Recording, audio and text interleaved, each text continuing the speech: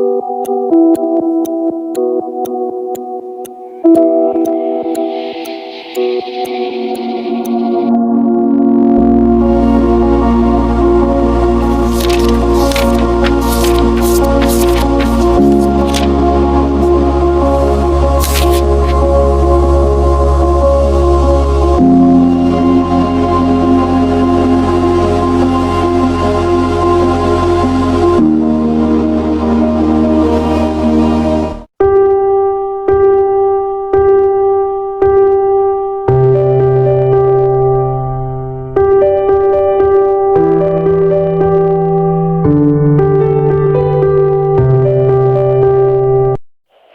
story of Lao Shang. About the country boy quit school.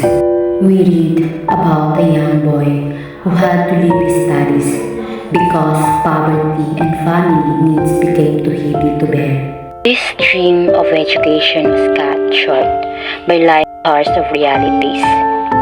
Today, I will share my own story. A story that is similar in pain and struggle, but different in ending. I also face the same heavy trials, but I made a different choice. I did not quit. Everything in our life changed when my father chose another woman over our family. His unfaithfulness and betrayal hurt my mother deeply.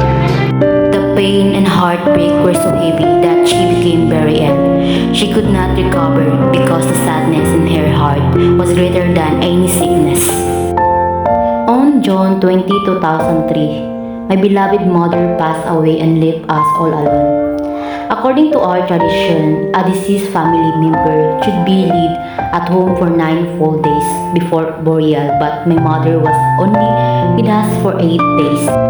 We were not able to complete the tradition 9 days of mourning, and that so alone brought us so much sadness and regret. But the most painful thing happened just one day after we buried her. My father came to visit us, but he was not alone. He brought with him that very woman who has the cause of our family destruction. Seeing them together while we were still crying and grieving was the most hurtful moment of my life. He completely abandoned 6 children, me and my 5 siblings, all because of that woman.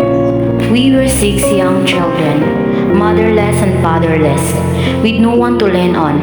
It was my mother's sister who took pity on us and opened her home to take all of us in. She was kind and loving, but she was also very poor. She had her own children to feed, clothe, and sent to her school, with 6 more of us to care for. It was possible for her to support everyone's needs. She could barely provide enough food and shelter. Sending all of us to school was something she simply could not afford. This was exactly like what happened in Country Boy Quits School. Poverty and family burden stood right in the way of our education.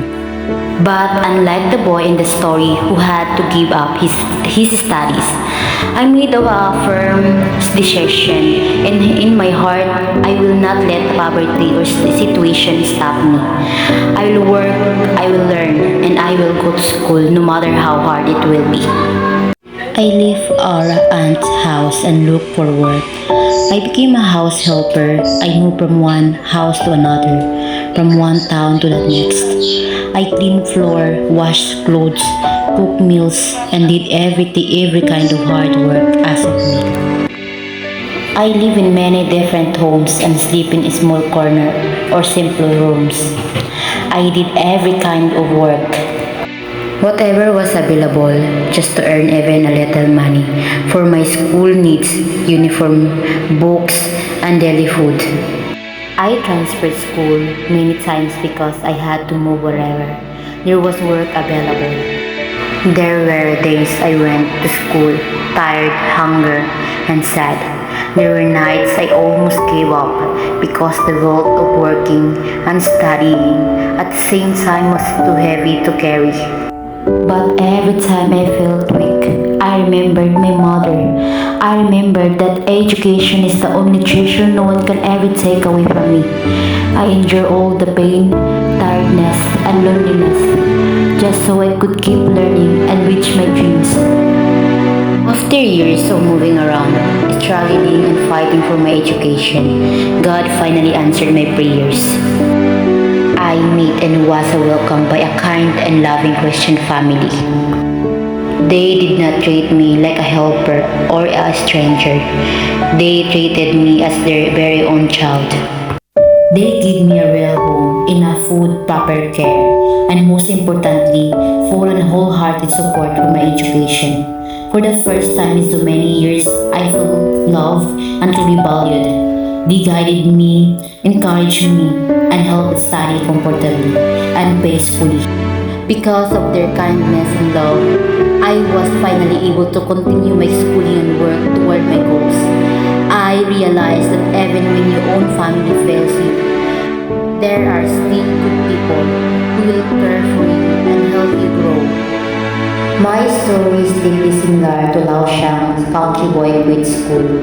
Just like the boy in the story, I also faced heavy struggles, family brokenness, lack of money, and the need to work at a young age. These things made education very hard to almost impossible for me too. But there is a big difference between us.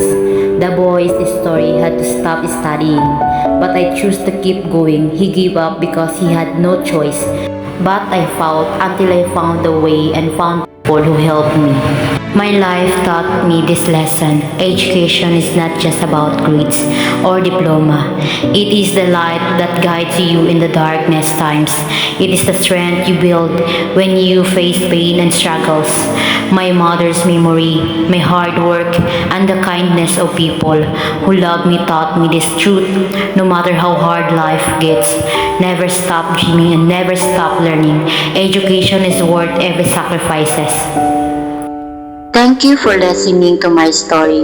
We just remind everyone that no matter how hard the struggle is, education is a right and dream worth fighting for.